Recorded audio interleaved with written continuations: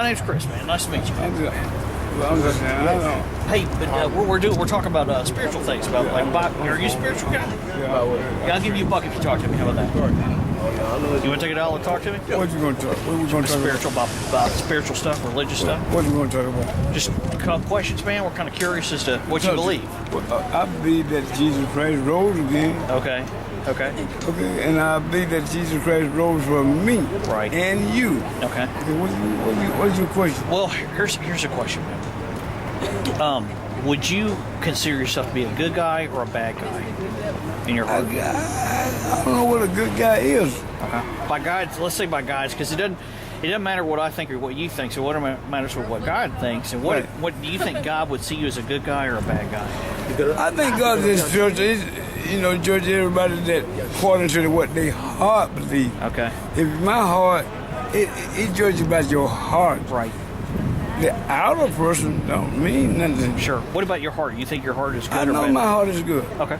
I know my heart is good. Like the Ten Commandments, God gives us this. You know the Ten Commandments, right? Don't lie, don't steal, don't kill, don't commit adultery. Right. Okay, and then Can we go by the law? Can we? Right, the law shows us the nature of our heart. It shows us if we got a good heart or a bad heart. Right.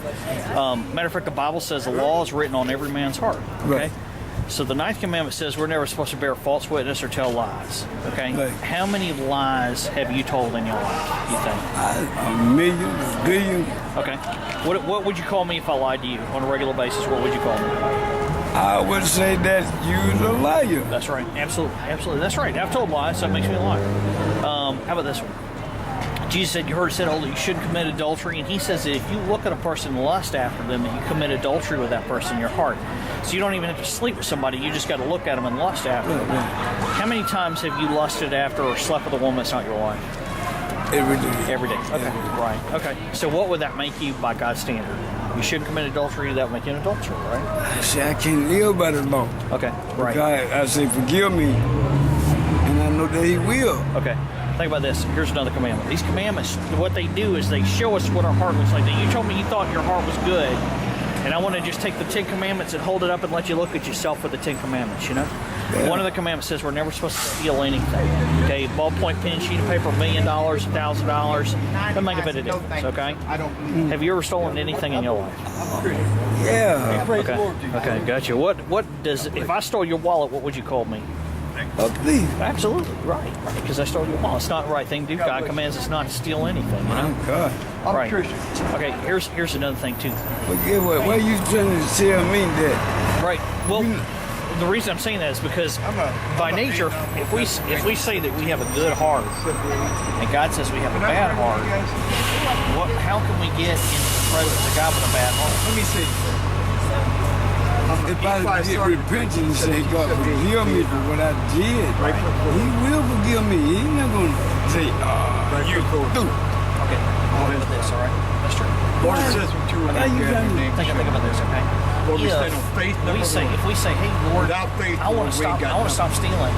Ephesians We chapter 6 do it all says the you put time. the Are whole we God. genuine in our being sorry for our sin? God's love world gives them God.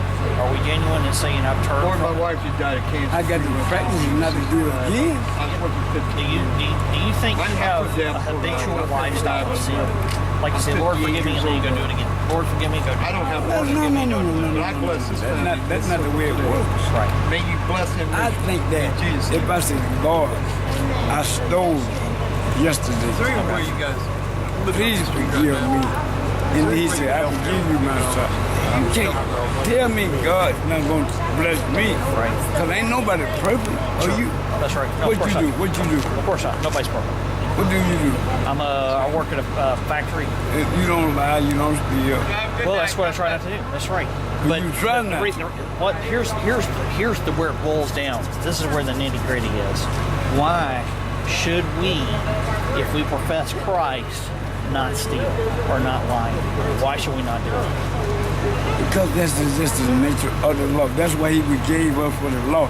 That's why He said, I'm going to send this Son of mine so that we won't be blessed by the law. The law.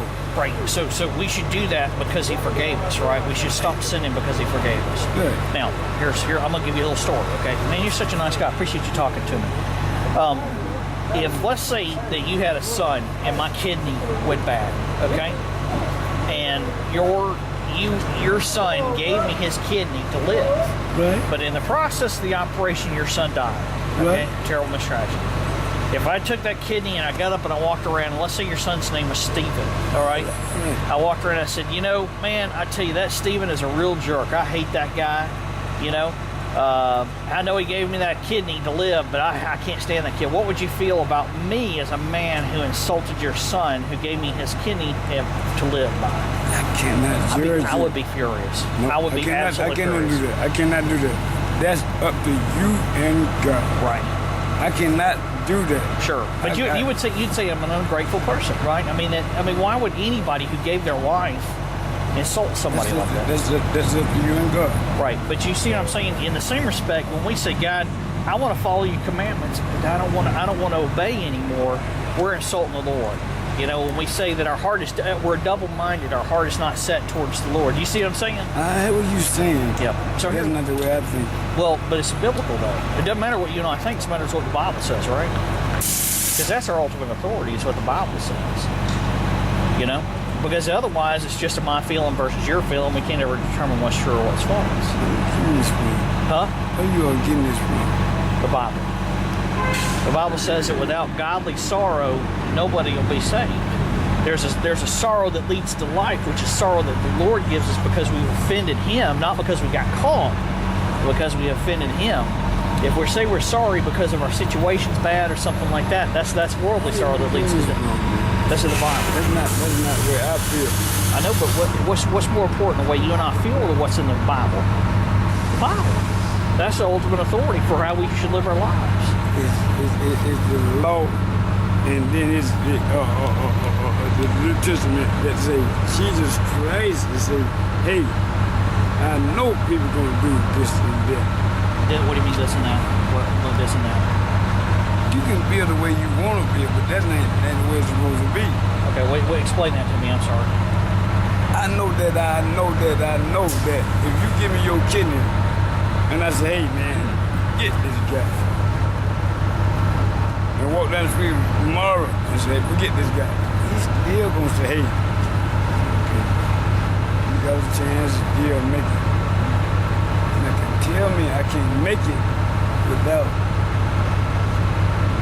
Cause you gave me your kidney, that's what you did. That. If you gave me your kidney and say, hey, I gave my kidney, I know I'm going to heaven. No, not by your good works. Right. But think about this, though. The Bible says this. It says, should we continue in sin that grace may abound? And Paul says, God forbid that we continue in sin. So an earmark of a Christian is a person that believes in Jesus, like you're saying, but that they want to do away with the sin in their life. You know?